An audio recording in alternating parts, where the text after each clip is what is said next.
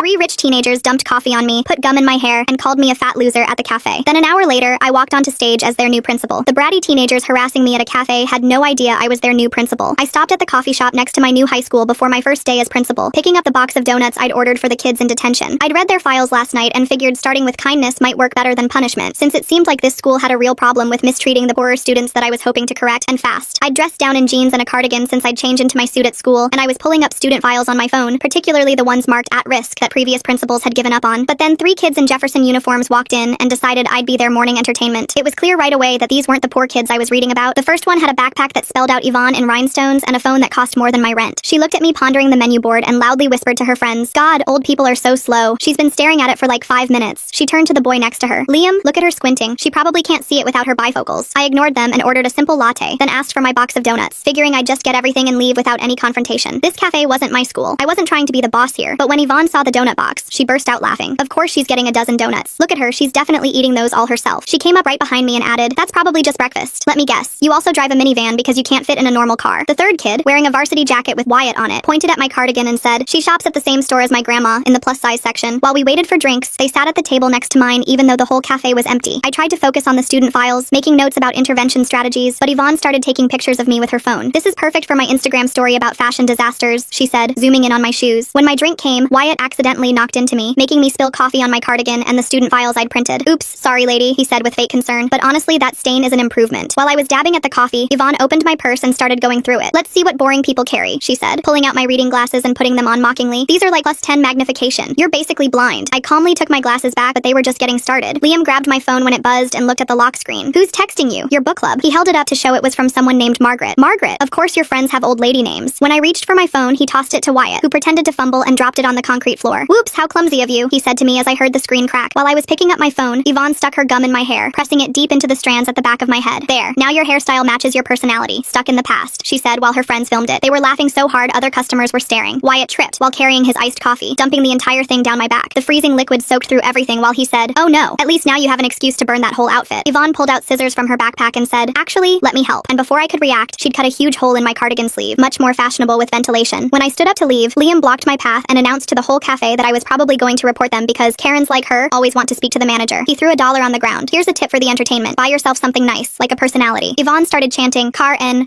and soon they had other kids joining in. As I finally made it to the door, Yvonne followed me out and shoved me hard from behind, making me stumble into the parking lot. "Run along to your boring job," she called out. "I bet you're a secretary or something equally worthless. My dad owns half this town and could buy and sell people like you." She spit at my feet before going back inside to her friends, all of them watching through the window and laughing as I walked toward the school. An hour later, I stood backstage at